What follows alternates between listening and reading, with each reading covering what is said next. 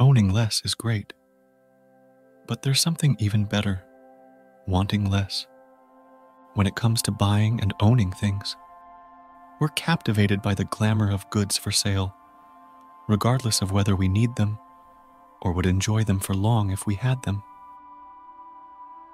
According to minimalism, one reason this is the case is because we are each a part of a consumption-oriented culture. Today, consumerism surrounds us like the air we breathe, and like air, it's invisible. We hardly know how much we are influenced by the philosophy that we must buy if we want to be happy. In today's globalized world, consumerism feels normal and natural to us. We go along with the carnival of consumerism, only occasionally feeling a twinge of doubt about whether something might be wrong with it all. Minimalist says, the key to overcoming our consumeristic tendencies is to deliberately peer into our blind spot and see what we have been ignoring. We have to measure the magnitude of consumeristic propaganda and observe how thoroughly it permeates public discourse and our own personal outlook. Only when we admit we have been influenced by it, we can take a stand against consumerism's effects on our lives. In a society where social status is everything, recognizing and rejecting consumerism is not easy, but the reward is well worth the effort. In 1929's, Ernest Dichter, a Freudian psychoanalyst who assisted advertisers, said, "To some extent, the needs and wants of people have to be continuously stirred up." Since then, advertisers deliberately began to link ownership with happiness in the public mind. The same strategy is still in operation.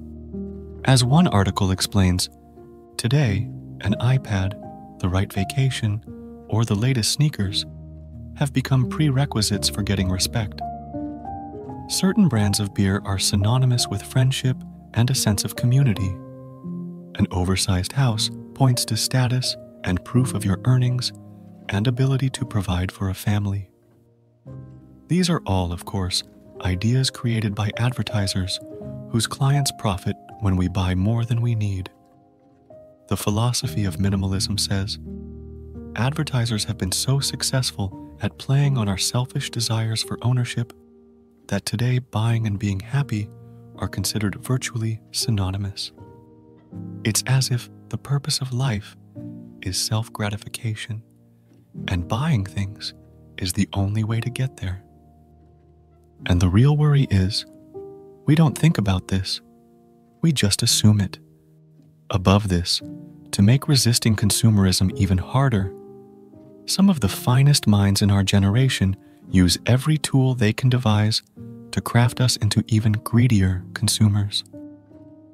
Today, purchasing new things has never been easier, as simple as clicking a single button. Needless to say, marketers, society's pressure, and the culture in general influence our shopping and consumption habits. However, we will fall short in our analysis if we place all the blame on external forces. There is no doubt a lot of the blame falls on us. Nobody is forcing us to buy their products. We decide to overspend and overaccumulate. There is need to ask ourselves, are we buying too much stuff because deep down we think it will insulate us from the harms of a chancy world? And if so, what is that costing us? In our society, too many of us believe security can be adequately found in the personal ownership of possessions. However, there is a grain of truth in that belief.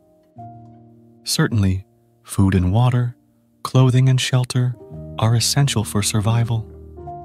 But the list of possessions that we truly need for life is quite short, and most of us already have those things. The reality is, we have too quickly confused needs with wants and security with comfort. As a result, many of us collect large stockpiles of possessions in the name of security when we are actually accumulating comfort or desired pleasure. We work long hours to purchase these things, and we construct bigger houses to store them. We plot and plan to acquire everything because we think they provide lasting security. However, we need to remind ourselves it costs us in other areas of life, such as our family and friendships. According to Margaret Clark, a professor of psychology at Yale, a sense of security can come from both material goods and from supportive relationships, but it's easy to get out of balance. Clark writes, humans are social creatures with vulnerabilities, and close relationships afford protections. For examples, infants wouldn't survive without other people. In same way, material possessions also afford protection and security. Humans need food, clothing, and shelter to survive. So, it takes a mix of things to make you feel secure. But the problem is, if you heighten one source of security, people feel less concerned about the others. Our lives are fragile, and this world is unpredictable. It's no wonder why we all long for security. Yet, lasting security can never be found in temporal possessions. The contingencies of life are too many, and the power of possessions to protect us is too weak. This is why we always desire more. We never arrive at a full sense of security. So what should we do, given our legitimate need for a sense of security?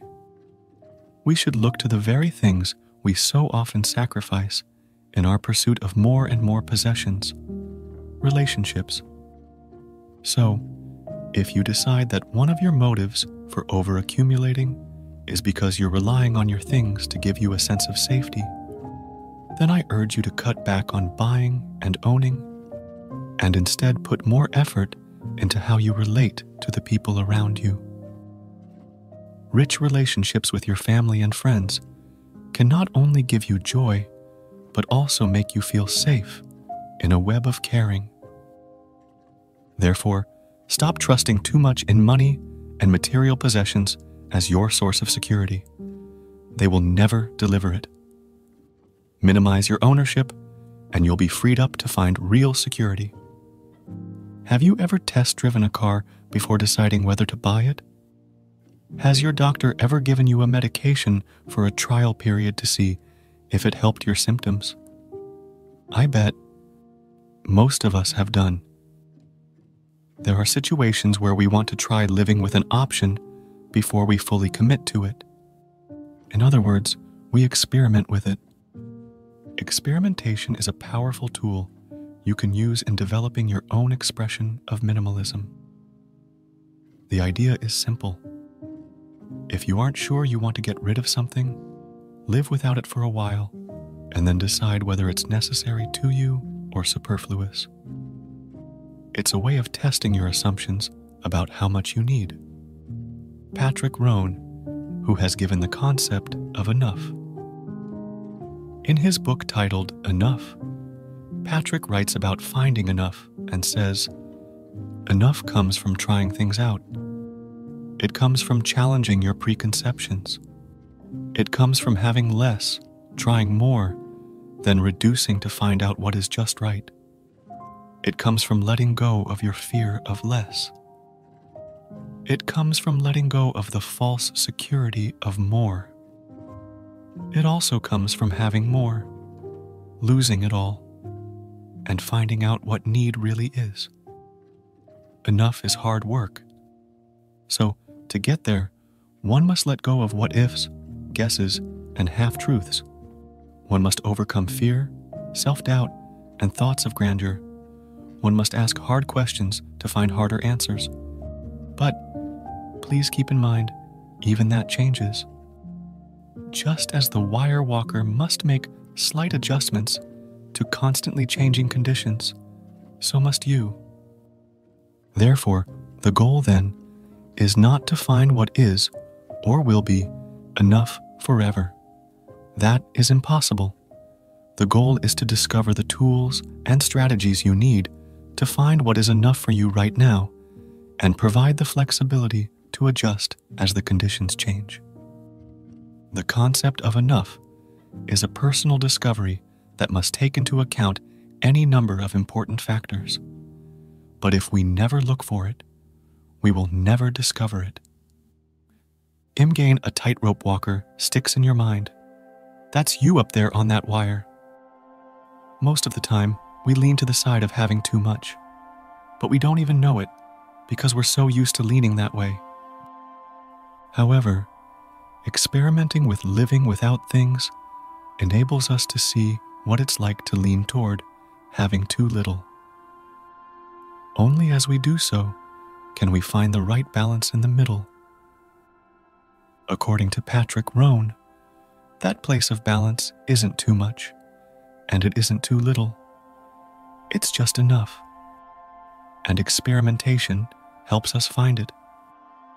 Most of us already own more than we need. We passed the point of enough a long time ago. We just didn't realize it. And we never will, until we begin to see how little we actually need through experimentation. That's all for today's video. If you enjoyed this video, please don't forget to give it a thumbs up and subscribe to our channel for more empowering content. Thanks for watching.